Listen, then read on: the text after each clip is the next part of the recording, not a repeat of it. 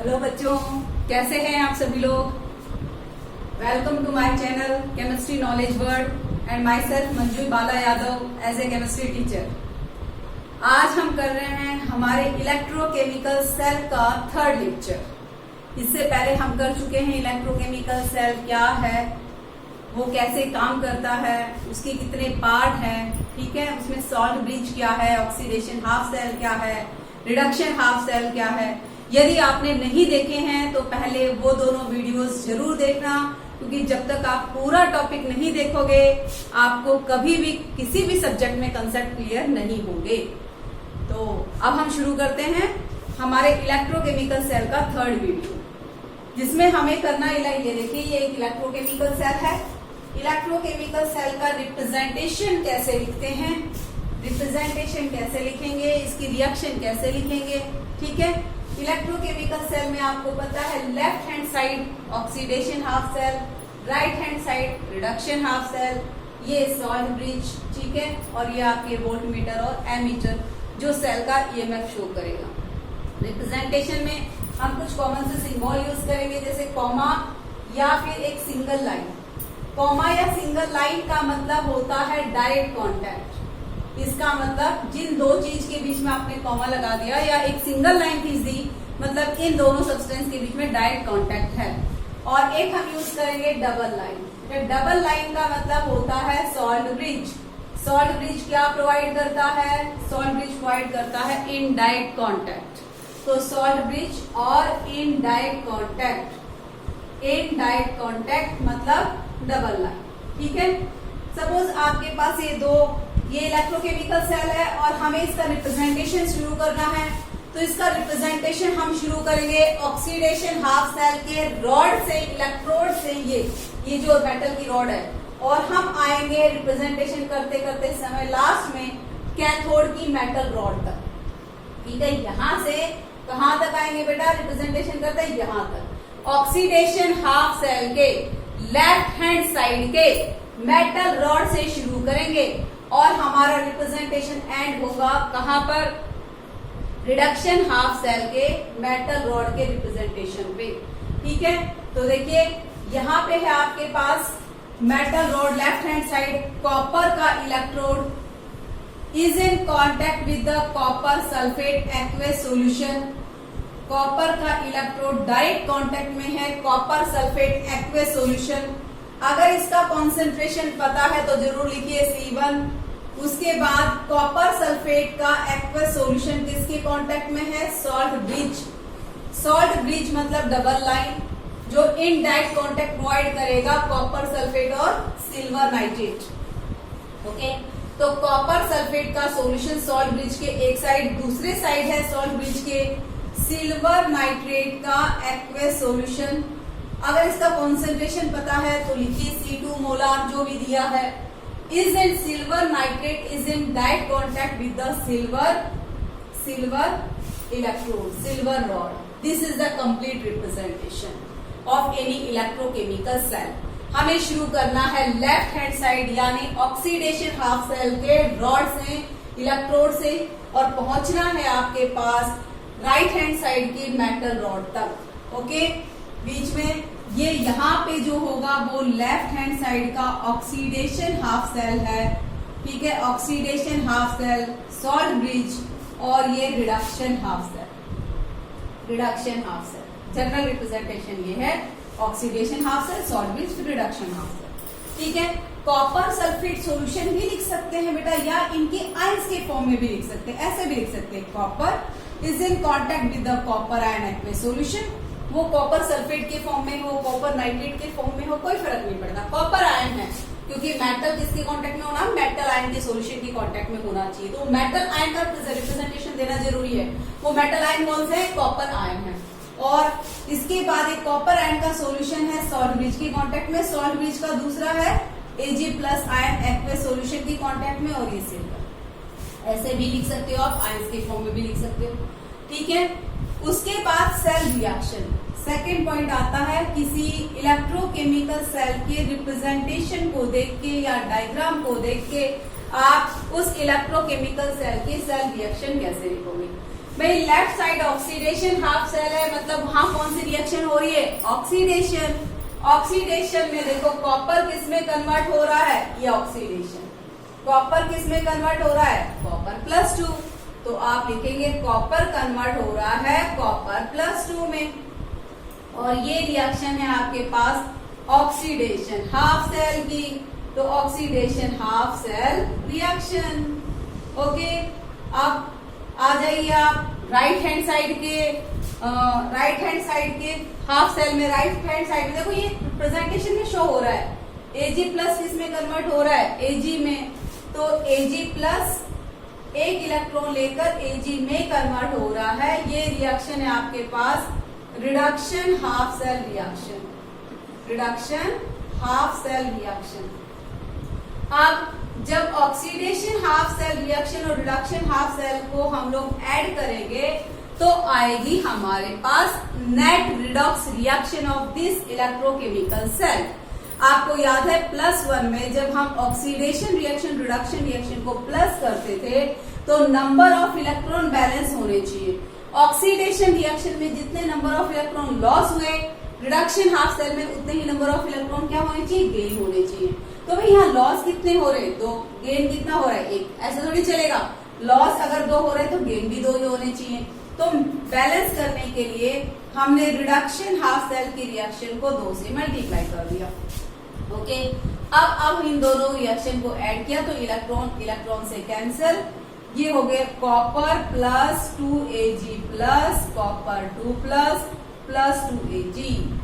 ये है आपके पास net redox reaction, spontaneous redox reaction, ये भी कहूंगी net spontaneous redox reaction of this electrochemical cell, जिसमें ऑक्सीडेशन हाफ सेल में कॉपर का कन्वर्जन कॉपर +2 में हो रहा है। यानी जैसे जैसे रिएक्शन प्रोसीड होगी वैसे वैसे आप देखोगे कि कॉपर का रोड जो है, ये कॉपर का रोड जो है, कॉपर की मेटल स्ट्रिप है वो पतली होती जा रही है और सिल्वर की मेटल स्ट्रिप मोटी होती जा रही है, क्योंकि सिल्वर के मेटल स्ट्रिप पर क्या जमा हो रहा है बेटा, सिल्वर आके जमा हो रहा है, सॉल्यूशन से सिल्वर आयन कन्वर्ट हो रहे हैं सिल्वर में।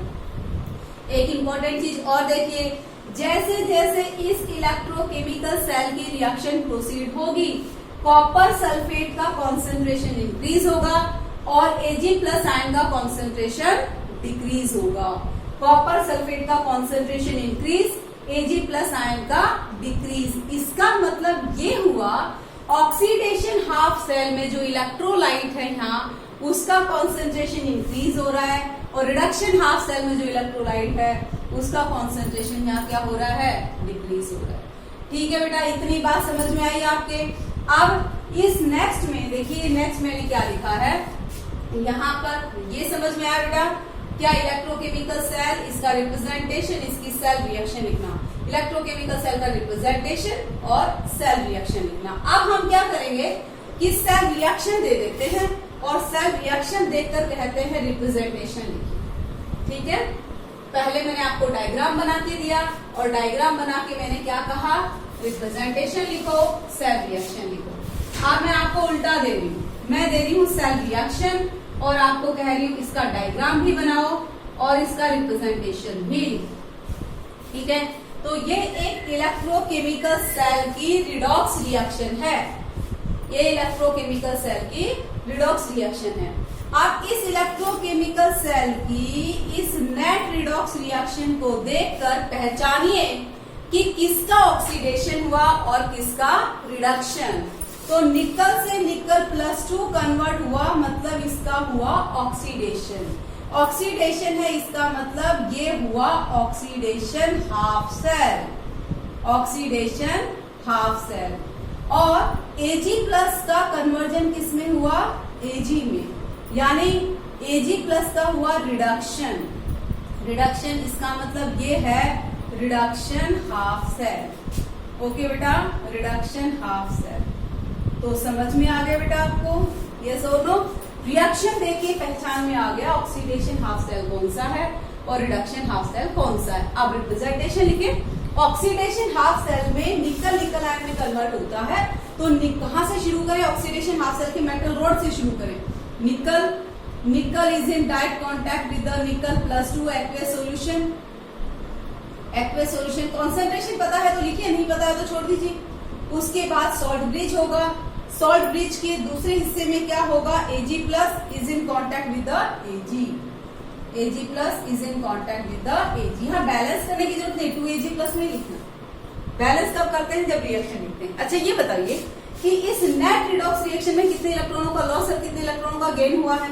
निकल से निकल +2 2 इलेक्ट्रॉनों का लॉस, 2Ag+ से 2Ag बैलेंस किया हमने तो 2 इलेक्ट्रॉनों का गेन।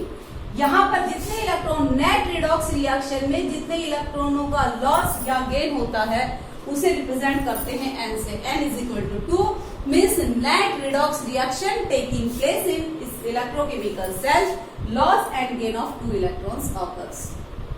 ओके, अब इसका रिप्रेजेंटेशन होगा। मैं आपको कहूँ डायग्राम बना दो भाई, तो डायग्राम बना देंगे, कितना आसान है। क्या है बेटा, निकल +2 2 हाफ सेल बनाओगे। ठीक है बेटा, 2 हाफ सेल बनाओगे। एक में लिखोगे ये निकल और ये सॉल्यूशन है निकल +2 का एक्वेस सॉल्यूशन या मोल्टन जो भी है। ये आपके पास दिया रहेगा आपको, ये आपके पास Ag, ये आपके पास Ag+ आयन। Ag+ आयन ये नहीं बोला Ag+ आयन किसमें है, सिल्वर नाइट्रेट में है या किसी और इलेक्ट्रोलाइट में, तो आप सिर्फ आयन लिखिए Ag+ आयन। और ये किससे कनेक्ट है बेटा, वोल्ट मीटर या ammeter. Oxidation half cell volt meter के निगेटिव एंड से, reduction half cell volt meter के पॉजिटिव एंड से। ये ऑक्सीडेशन हाफ सेल को माइनस रिप्रेजेंट करते हैं, रिडक्शन हाफ सेल को प्लस से, बता चुकी हूं मैं कई बार। ठीक है, उसके बाद में यहाँ क्या लगा दिया आपने, उसके बिना सर्किट कंप्लीट नहीं होगी, सेल काम नहीं करेगा, ये लगा दिया सॉल्ट ब्रिज। हो गया डायग्राम। ठीक है, चलो एक प्रैक्टिस और कर ले। ये आपके पास रिप्रेजेंटेशन दे रखा है, रिप्रेजेंटेशन दे रखा है। आपको कहती हूँ मैं सेल रिएक्शन लिखी। रिप्रेजेंटेशन है मैग्नीशियम। देखो मैंने क्या कहा, रिप्रेजेंटेशन में लेफ्ट हैंड साइड में क्या होगा, ऑक्सीडेशन हाफ सेल, और राइट साइड में क्या होगा, रिडक्शन हाफ सेल। बस बीच में सॉल्ट ब्रिज।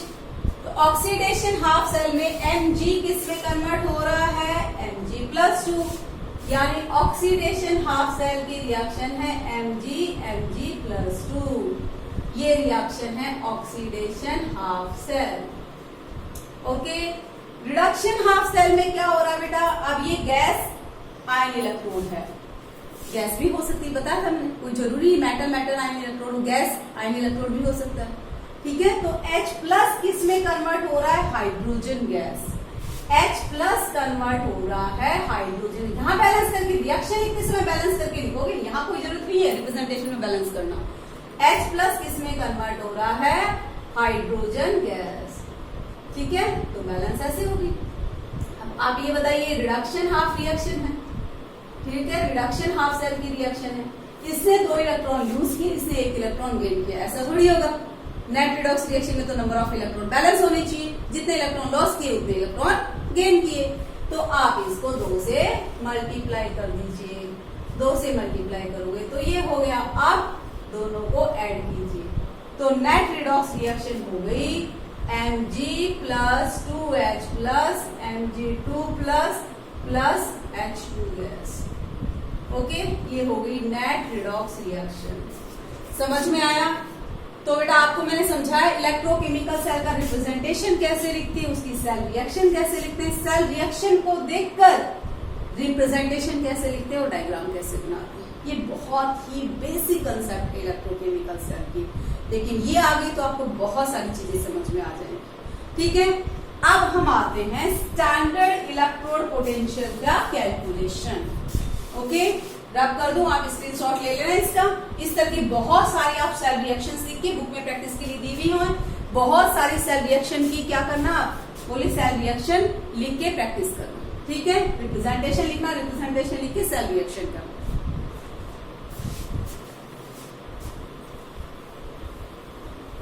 इलेक्ट्रोकेमिकल सेल के जब हम लोग न्यूमेरिकल सॉल्व करेंगे तो न्यूमेरिकल में ये बेसिक चीज होगी, आपको सेल रिएक्शन दे रखी होगी।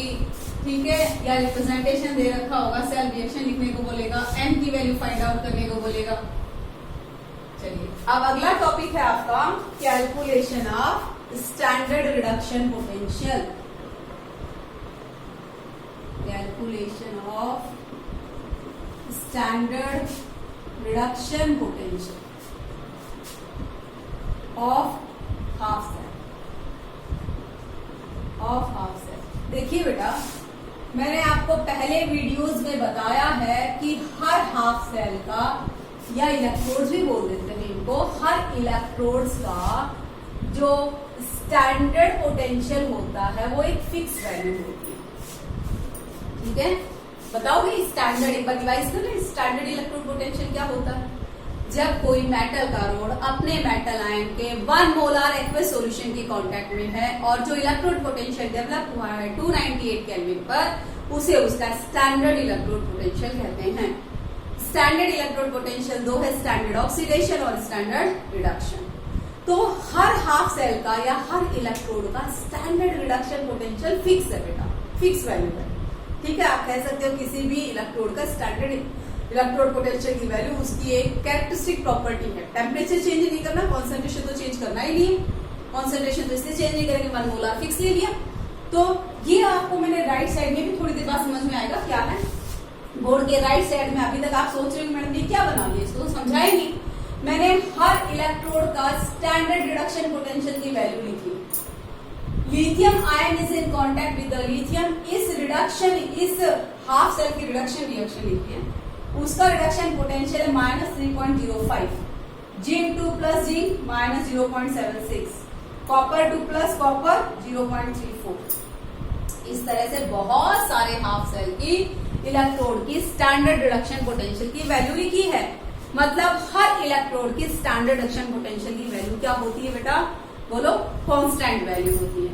अब क्वेश्चन में आपने कैसे कैलकुलेट की सारी ये वैल्यूज? मैंने नहीं की, हमारी बुक में दे रखी है, इलेक्ट्रोकेमिकल सीरीज में सारी वैल्यू दे रखी है।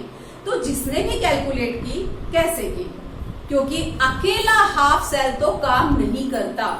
अगर मैं आपको कहूं कि इस हाफ सेल की स्टैंडर्ड रिडक्शन पोटेंशियल की वैल्यू निकालो, देखो zinc ion is in contact with the zinc, okay, और इस जिंक आयन का कॉन्सेंट्रेशन 1 मोलर है, हाफ सेल दे दिया और कहा इस हाफ सेल का स्टैंडर्ड इलेक्ट्रोड पोटेंशियल निकालो। Half cell alone does not work, अकेला हाफ सेल काम नहीं करता।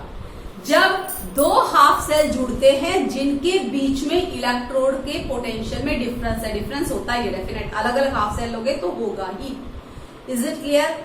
जब दो इलेक्ट्रोलाइट का कॉन्सेंट्रेशन डिफरेंट लोगे तो इलेक्ट्रोड पोटेंशियल में डिफरेंस होगा।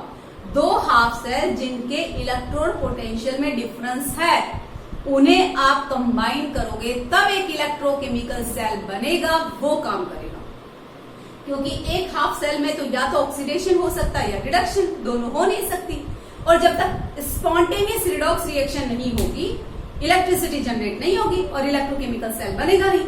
भाई मान लीजिए इसमें ऑक्सीडेशन हो रहा है, ऑक्सीडेशन हाफ सेल है, zinc is convert into the zinc ion plus 2 electron, इसने इलेक्ट्रॉन दिए, लेगा कौन? लेने वाला दूसरा हाफ सेल होना चाहिए, तभी तो इलेक्ट्रॉन ट्रेवल करेंगे, नहीं तो जिंक आयन इलेक्ट्रॉन यहीं रह जाएंगे। ठीक है, और जिंक आयन क्या रहेंगे? सोल्यूशन में रहेंगे। आगे बात समझ में, कोई इलेक्ट्रॉन दे रहा है तो एक्सेप्ट करने वाला चाहिए, कोई एक्सेप्ट कर रहा है तो देने वाला चाहिए। इसीलिए जब दो इलेक्ट्रोकेमिकल सेल आपस में जुड़ते हैं तभी कोई हाफ सेल आपस में जुड़ते हैं तभी कोई इलेक्ट्रोकेमिकल सेल बनता है और काम करता है, अकेले हाफ सेल काम नहीं करता।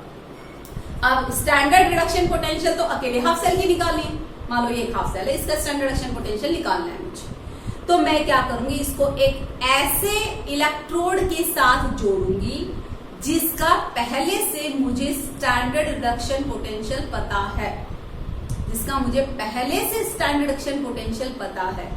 ऐसे हाफ सेल जिसका हमें पहले से स्टैंडर्ड रिडक्शन पोटेंशियल पता है, एक फिक्स वैल्यू दे रखी है पहले से कि इस हाफ सेल का स्टैंडर्ड रिडक्शन पोटेंशियल इतना है। Is it clear?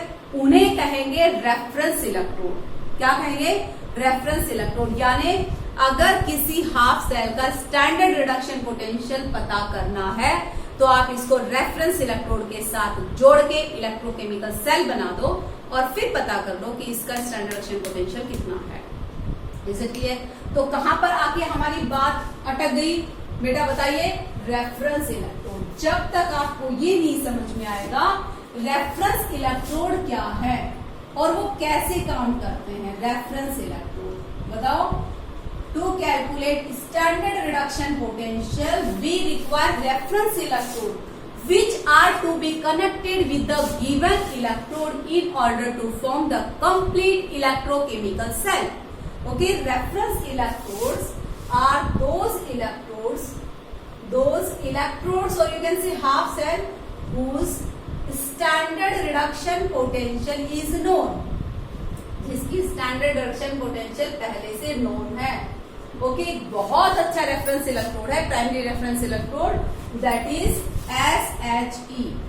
वैसे दूसरा भी है बेटा एक स्टैंडर्ड इलेक्ट्रोड कैलोमेल इलेक्ट्रोड है, सेकेंडरी रेफरेंस इलेक्ट्रोड। लेकिन इस सीरीज में जितनी भी वैल्यूज आपको दी गई हैं सभी हाफ सेल की स्टैंडर्ड रिडक्शन पोटेंशियल की वैल्यू वो सभी इस रेफरेंस इलेक्ट्रोड के साथ कनेक्ट करके निकाली है, इसलिए इसको हम पढ़ेंगे SHE या फिर NHE। इसका फुल फॉर्म है standard hydrogen electrode, standard hydrogen electrode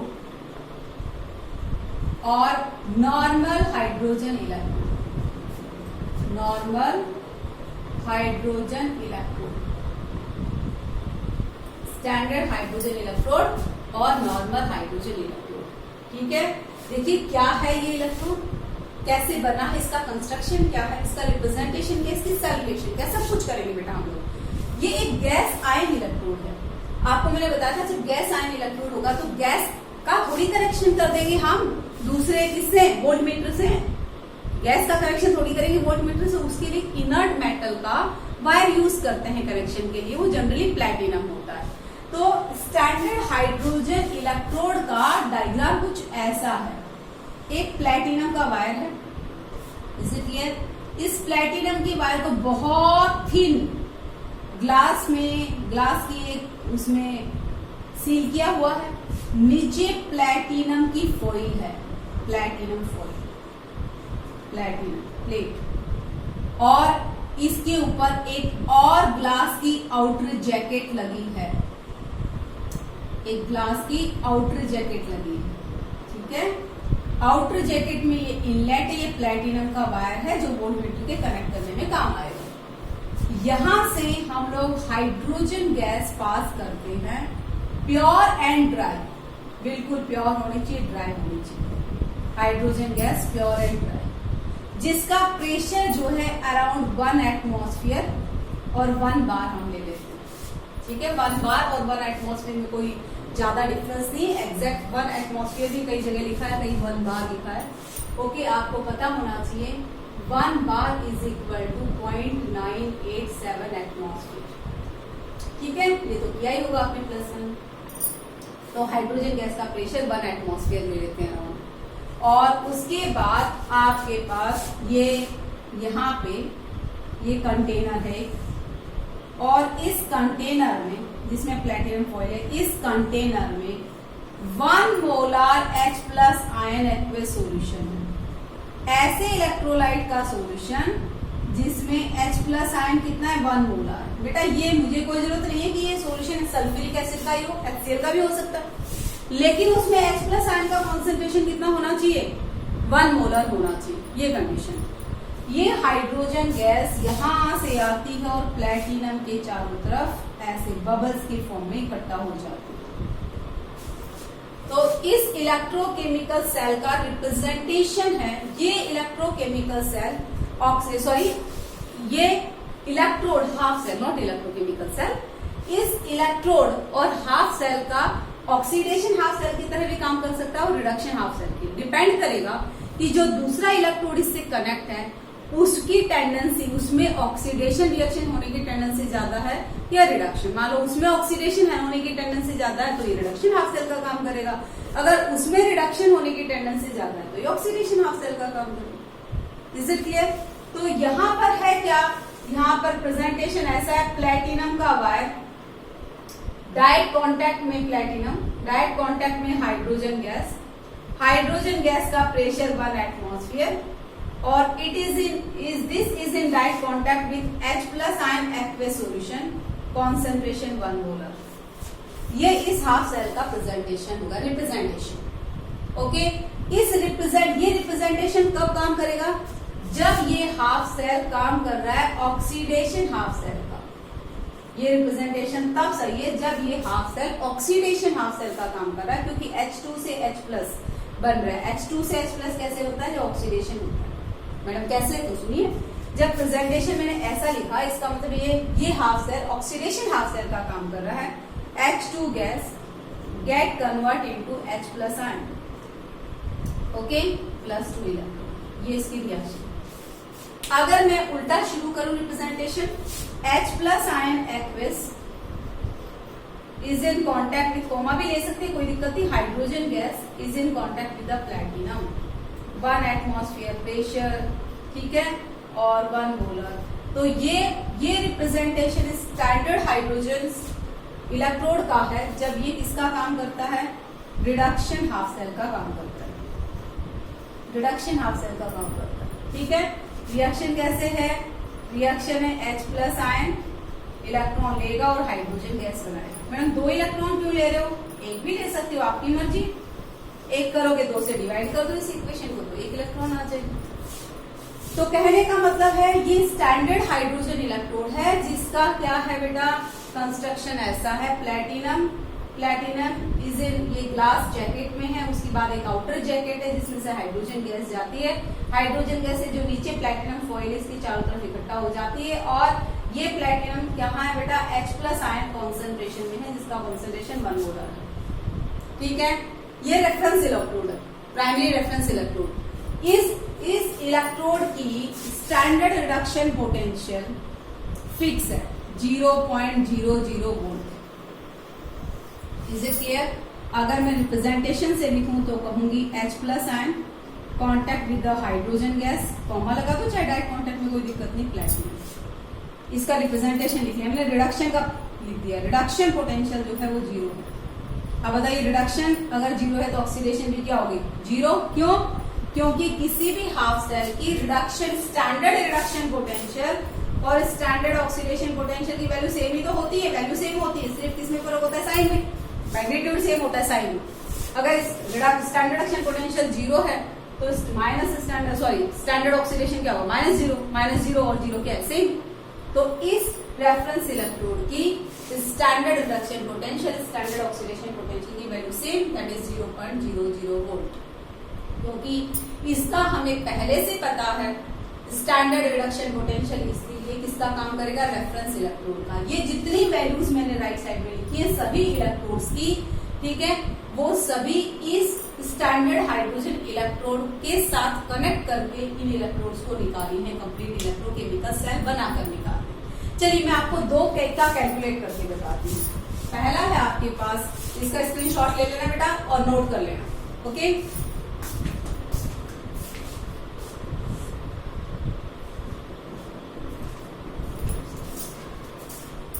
ले लिया आपने स्क्रीनशॉट? चलिए आगे।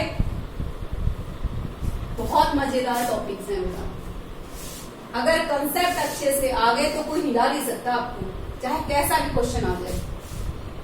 प्रॉब्लम तब आती है जब आपकी कंसेप्ट क्लियर नहीं है।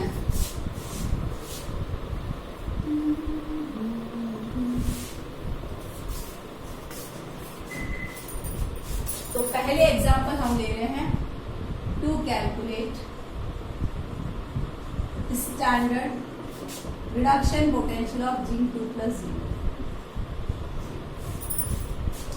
मतलब मुझे हाफ सेल मिला, zinc is in contact with the zinc ion, concentration 1 molar, और दूसरा मुझे मिला स्टैंडर्ड हाइड्रोजन इलेक्ट्रोड। दोबारा स्टैंडर्ड हाइड्रोजन इलेक्ट्रोड का डायग्राम बनाने की जरूरत नहीं पड़ेगी बेटा, मैं सिर्फ नाम लिख देती हूँ, आप समझ गए डायग्राम।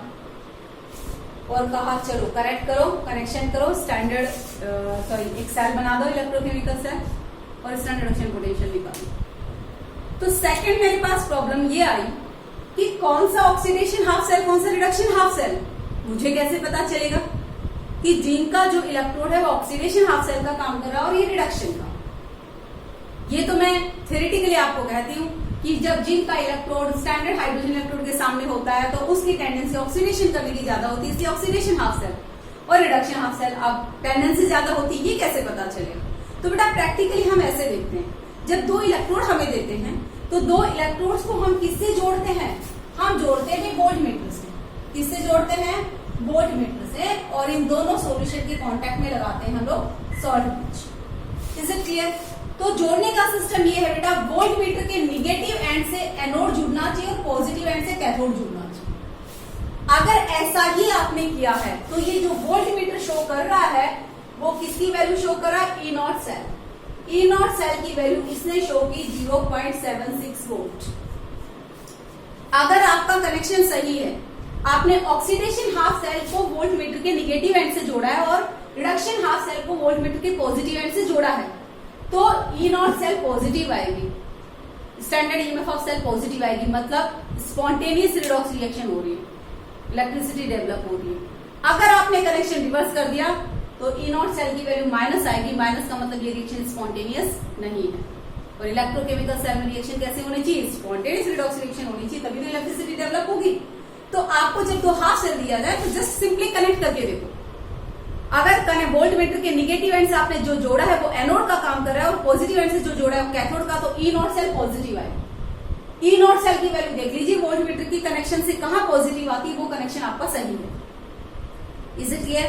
तो जब मैंने half cell standard reduction potential zinc 2 plus zinc का निकाला तो ऐसा करने से ई नॉट सेल की वैल्यू पॉजिटिव आ गई। इसका मतलब ये इलेक्ट्रोकेमिकल सेल जो मैंने बनाया वो सही है। जरा इसका रिप्रेजेंटेशन बता दीजिए बेटा। रिप्रेजेंटेशन है zinc is in contact with the zinc ion.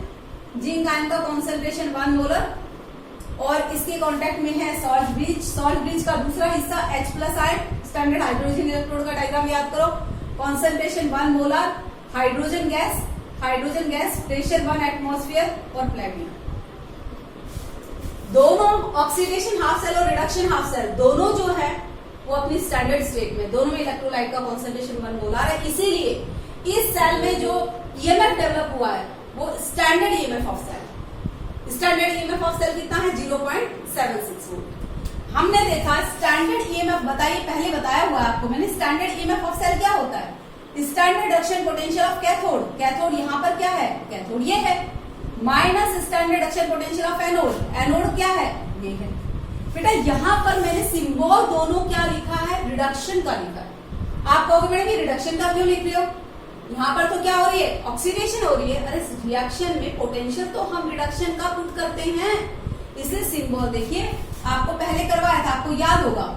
E not cell होता है standard reduction potential of cathode minus standard reduction potential of anode. Okay, तो चाहे आप कोई आपका इलेक्ट्रोड कैथोड का काम करता हो चाहे कोई एनोड का करता हो, लेकिन यहाँ पर हम लोग जो सिंबल लिखेंगे स्टैंडर्ड पोटेंशियल का वो रिडक्शन ही लिखेंगे, क्योंकि हम क्या कर रहे हैं बेटा? वैल्यू तो रिडक्शन पोटेंशियल की लगा रहे हैं। अगर मैं कहूं कि सेल की सेल रिएक्शन क्या है, देखो डायग्राम था, प्रेजेंटेशन लिख दिया, सेल रिएक्शन लिख देंगे। अभी सिखाया था मैंने आपको कैसे लिख देंगे भाई। जिंक से जिंक 2 प्लस बन रहा है, ऑक्सीडेशन हाफ रिएक्शन, रिडक्शन क्या हो रहा है? 2H प्लस 2 इलेक्ट्रॉन और हाइड्रोजन गैस, H प्लस से हाइड्रोजन गैस बन रहा है, दोनों को जोड़ दीजिए, प्लस कर दीजिए, नेट आगे रिएक्शन। Is it clear? लेकिन ई नॉट सेल के सिंबल में दोनों ही हाफ सेल का सिंबल रिडक्शन आएगा। रिडक्शन इसलिए आएगा, कहो मैडम एनोड पर तो ऑक्सीडेशन होती है, सिंबल रिडक्शन। अरे होती है, लेकिन ई नॉट सेल जो है वो स्टैंड दोनों का रिडक्शन पोटेंशियल का डिफरेंस है, इसलिए यहाँ सिंबल रिडक्शन ही आएगा। ओके, ई नॉट सेल की वैल्यू कितनी है बेटा? 0.76। आपको कैथोड के रिडक्शन पोटेंशियल की वैल्यू पता है 0 और एनोड के स्टैंडर्ड रिडक्शन पोटेंशियल की वैल्यू आपको निकालनी है। तो standard reduction potential zinc 2 plus zinc आ गया माइनस 0.76 वोल्ट। इस तरह से आपने क्या निकाल लिया? इस इलेक्ट्रोड का स्टैंडर्ड रिडक्शन पोटेंशियल निकाल लिया। देखिए यहाँ पर वैल्यू दे रखी है माइनस 0.76। आपने इस हाफ सेल को लेकर दूसरे हाफ सेल रेफरेंस इलेक्ट्रोड के साथ कनेक्ट किया। कनेक्ट करके आपने सेल बनाया और सेल बनाकर आपने उस वोल्ट मीटर में से इस सेल की E not cell standard EMF of cell note कर ली। स्टैंडर्ड ईएमएफ इसलिए क्योंकि दोनों ही हाफ सेल अपने स्टैंडर्ड स्टेट में। तो जो ईएमएफ डेवलप होगा इसे स्टैंडर्ड ईएमएफ ऑफ सेल कहेंगे, और उसके बाद लगा दिया फॉर्मूला। Is it clear? अगला एक एग्जांपल और ले लीजिए, ठीक है। वैसे आपने +1 में रिडॉक्स रिएक्शन इस टॉपिक को किया होगा डेफिनेटली। अगर आपने रिडॉक्स रिएक्शन ढंग से पढ़ी है तो आपको ऐसा लग रहा होगा कि जस्ट रिवीजन हो रहा है हमारा।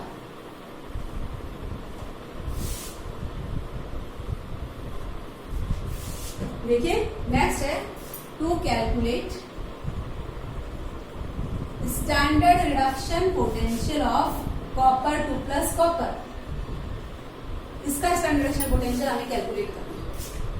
अब इसका स्टैंडर्ड रिडक्शन पोटेंशियल कैसे कैलकुलेट करें? मैंने कहा ये आपको एक हाफ सेल दे दिया जाएगा, दे दिया भाई। आपको रेफरेंस इलेक्ट्रोड दे दिया जाएगा, कॉपर आयन। आपको पता है स्टैंडर्ड इलेक्ट्रोड पोटेंशियल निकालना है तो कॉन्सेंट्रेशन 1 मोलर है।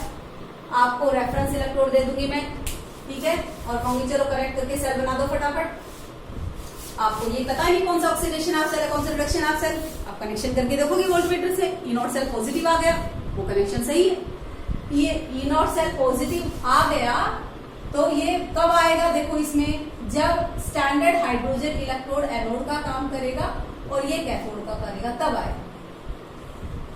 आपने सॉल्ट ब्रिज लगा दी, तब आएगा, बन गया इलेक्ट्रोकेमिकल सेल। आपने E0 सेल की वैल्यू जल्दी से नोट कर लिया। E0 सेल की वैल्यू कितनी है? 0.34 वोल्ट। अब मैं आपसे पूछती हूँ इस सेल का रिप्रेजेंटेशन क्या है? तो बताइए standard hydrogen cell, hydrogen electrode left side है, तो यहाँ क्या है? प्लेटिनम का वायर। ये क्या है? प्लेटिनम का वायर। प्लेटिनम किसकी कांटेक्ट में था? याद करो, हाइड्रोजन प्लेटिनम था हाइड्रोजन गैस की कांटेक्ट में। अभी थोड़ी देर पहले स्टैंडर्ड हाइड्रोजन इलेक्ट्रोड करवाया, जरा डिवाइड करके देख लीजिए, ठीक है। हाइड्रोजन गैस किसके कांटेक्ट में है? ये 1 atmosphere pressure, H+ ion. H+ ion का कॉन्सेंट्रेशन कितना है? 1 मोलर। ऐसा ही है ना। यहां से शुरू करते हैं हमेशा का ऑक्सीडेशन आप करके रॉड से, मेटल रॉड से शुरू करते रिप्रेजेंटेशन, और सॉल्ट ब्रिज तक पहुंच गए। सॉल्ट ब्रिज का दूसरा हिस्सा किसके में है? कॉपर 2+। एक्वस कॉन्सेंट्रेशन दे रखा भाई 1 मोलर, कॉपर का इलेक्ट्रोड बन गया सेल। ओके, चलिए इस सेल की सेल रिएक्शन भी बता दीजिए। तो इस सेल की सेल रिएक्शन क्या है बेटा? इस सेल की सेल रिएक्शन है hydrogen gas get convert into H+ ion. ये oxidation half cell, reduction half cell copper 2+ get convert into the copper, और इन दोनों को हम प्लस कर देंगे। तो आपके पास हो गया कॉपर 2+ प्लस हाइड्रोजन गैस, ये हो गया आपके पास 2H+ plus copper. Net redox reaction, ठीक है। क्या हो गया? Net redox reaction. अब क्या है? अब कहता है E0 सेल की वैल्यू कैसे होगी? Standard reduction potential of cathode minus standard reduction potential of anode. Symbol तो रिडक्शन का ही लिखोगे। इसकी वैल्यू कितनी है? 0.34, इसकी वैल्यू है 0। E0 सेल की वैल्यू कितनी है? सॉरी, इसकी वैल्यू निकालनी है हमें, मैंने कैलकुलेशन करके दी थी। कॉपर 2+ कॉपर, इसकी वैल्यू हमें वोल्टमीटर से मिल गई। तो आपके पास E0 कॉपर प्लस 2 कॉपर, ये हो गया 0.34 वोल्ट। तो आपने देखा जिंक 2+ जिंक, इसका स्टैंडर्ड रिडक्शन पोटेंशियल कितना आया? माइनस, और इसका आया प्लस। यानी स्टैंडर्ड रिडक्शन पोटेंशियल इलेक्ट्रोड का प्लस भी हो सकता है और माइनस भी हो सकता है। ओके, इस तरह से हर इलेक्ट्रोड को आप रेफरेंस इलेक्ट्रोड के साथ कनेक्ट करते जाइए, इलेक्ट्रोकेमिकल सेल बनाते जाइए, E0 सेल नोट करते जाइए, और E0 सेल से उस हाफ सेल जो बचा हुआ है एक का इलेक्ट्रोड पोटेंशियल बताइए, दूसरे का निकालते जाइए। और जब इलेक्ट्रोड ऐसे करके हमने सभी इलेक्ट्रोड्स का स्टैंडर्ड रिडक्शन पोटेंशियल निकाल लिया, और स्टैंडर्ड रिडक्शन पोटेंशियल को, ठीक है बेटा, स्क्रीनशॉट ले लेना इसका, और अच्छे से देखना दोनों हाफ सेल का कैसे निकाला है, बाकी सबका ऐसे ही निकालेंगे, ठीक है। कहीं पर स्टैंडर्ड हाइड्रोजन इलेक्ट्रोड एनोड का काम करेगा और कहीं पर कैथोड का काम करेगा। ओके, ले लीजिए स्क्रीनशॉट।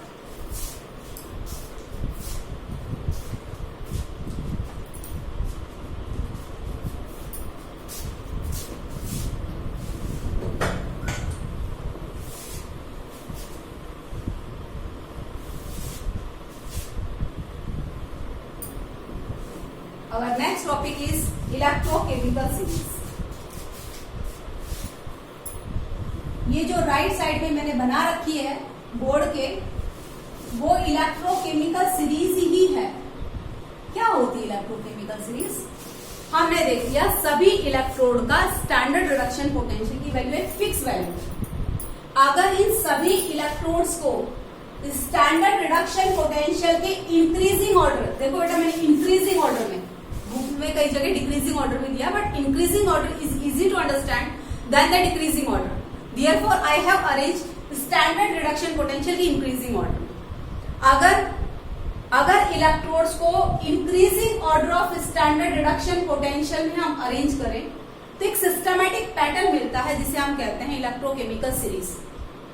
इस इलेक्ट्रोकेमिकल सीरीज में यहां देखिए ये हाइड्रोजन है, H+ आयन, जिसको हमने स्टैंडर्ड हाइड्रोजन इलेक्ट्रोड का नाम दिया था. ये रिएक्शन स्टैंडर्ड हाइड्रोजन इलेक्ट्रोड में होती है.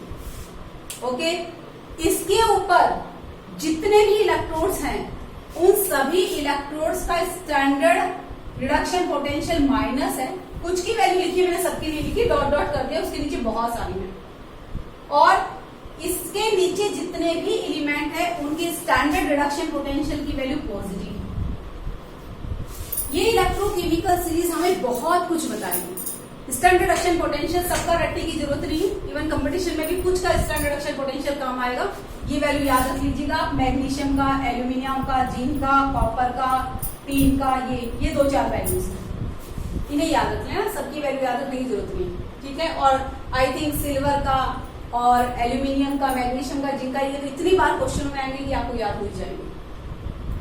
तो ये स्टैंडर्ड रिडक्शन पोटेंशियल के जब हम इंक्रीजिंग ऑर्डर में रखेंगे तो हमें ये चीजें बहुत, ये सीरीज हमें बहुत कुछ बताएगी. सबसे पहले बताएगी, सबसे पहला इसका एप्लीकेशन है the relative strength of oxidising, relative strength of oxidising agent and reducing agent. इसका मतलब अगर 2 इलेक्ट्रोड दे दिए तो आप ये बता सकते हो कौन सा स्ट्रॉन्ग ऑक्सीडाइजिंग एजेंट है और कौन सा रिड्यूसिंग एजेंट. ऑक्सीडाइजिंग एजेंट क्या होता है? ऑक्सीडाइजिंग एजेंट वो होता है जो सामने वाले का ऑक्सीडेशन करता है और खुद का क्या करता है, रिडक्शन. ऑक्सीडाइजिंग एजेंट की ऑक्सीडाइजिंग पावर हाई होती है और रिड्यूसिंग एजेंट की हम मेजर करते हैं रिड्यूसिंग पावर. ये भी ध्यान रखना. ऑक्सीडाइजिंग एजेंट क्या है, बोलो, खुद का क्या करता है, खुद का ऑक्सीडेशन और खुद का रिडक्शन और सामने वाले का ऑक्सीडेशन. और रिड्यूसिंग एजेंट क्या करता है, रिड्यूसिंग एजेंट जो है खुद का ऑक्सीडेशन करता है, सामने वाले का रिडक्शन करता है. इलेक्ट्रोकेमिकल सीरीज को देखकर हम बता सकते हैं किसका ऑक्सीडाइजिंग पावर ज्यादा और किसका कम है. देखिए पूरे इलेक्ट्रोकेमिकल सीरीज की एप्लीकेशन एक ही कंसेप्ट काम करता है. कंसेप्ट ये, अगर किसी इलेक्ट्रोड के स्टैंडर्ड रिडक्शन पोटेंशियल की वैल्यू हाई है स्टैंडर्ड रिडक्शन पोटेंशियल की वैल्यू, इसका मतलब it show high tendency to undergo reduction, उसकी रिडक्शन करने की टेंडेंसी ज्यादा हो. खुद का रिडक्शन तो सामने वाले का क्या करेगा, ऑक्सीडेशन. यानी ये किसका काम करेगा, फिर ये काम करेगा स्ट्रॉन्ग ऑक्सीडाइजिंग एजेंट का. इसका मतलब इसकी ऑक्सीडाइजिंग पावर हाई होगी, हाई ऑक्सीडाइजिंग पावर. ओके, इस इलेक्ट्रोकेमिकल सीरीज में जब हम ऊपर से नीचे की ओर आ रहे हैं, मैं कह रही हूँ इंक्रीजिंग ऑर्डर में अरेंज किया है मैंने, ये ध्यान रखना, कहीं आप डिक्रीजिंग में देख लो और फिर इन प्रॉपर्टी को ऐसे अरेंज करो तो नहीं होगा.